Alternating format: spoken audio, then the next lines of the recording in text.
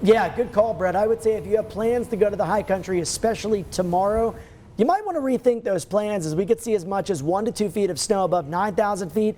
Parts of Teller County could see more than a foot of accumulation. Now for the lower elevations, the action begins today with scattered showers and thunderstorms. Not expecting any widespread severe thunderstorms here locally, but some of these storms will be capable of lightning, heavy showers, even some gusty winds or small hail. And then the main event rolls in Saturday when we'll see that prolonged period of heavy rain and that higher elevation snow. So here's the latest winter alerts map. I've included the winter weather advisory. That's areas shaded in purple west of the Continental Divide, areas along and east of the Continental Divide, including Teller County, now under a winter storm watch. These go into effect this afternoon and continue all the way through Sunday morning. All right, let's get you out the door on this Friday morning. A mix of 30s, 40s, and 50s here in southern Colorado. Check out your trends in the Springs today. Going to be another mild to warm afternoon with a high up near 70. That's a difference of about 5 to 10 degrees from yesterday when we saw a high in the mid to upper 70s, and will still be above average with that normal high up around 63. Now, wraparound moisture from that storm that moved across the state yesterday continues to bring rain to the plains this morning for us. We'll be dry through the first half of the day.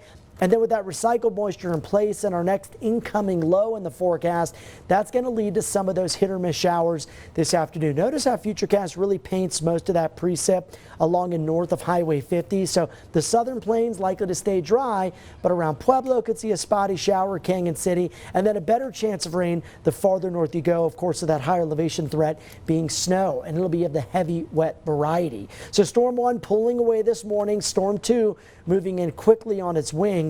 And that storm is really going to move pretty fast towards Colorado. So by Saturday morning, expecting that widespread rain and snow to develop. And much like with this latest storm and what we'll see today, most of the heavier rain is going to favor central and northern parts of the state and not areas south of the Arkansas River Valley. Now, I think we get a brief break in the action by Sunday morning. And then as we make our way towards Sunday afternoon with that recycled moisture and the instability generated by that morning sun, we will again see some spotty to scattered thunderstorms for the lower elevations of Pikes Peak region through the afternoon hours. Now, in terms of snow accumulation, snow levels start out high. They do drop down at times around 7,500 feet. So we might see a dusting in parts of Colorado Springs, northern and western areas, mainly in focus. 0 to 2 for Monument, as much as 3 to 9 up in Woodland Park. So today's highs still above average, still feeling those warm spring-like temperatures, but that changes this weekend. Now, not as cold as last weekend when we were in the 30s, but still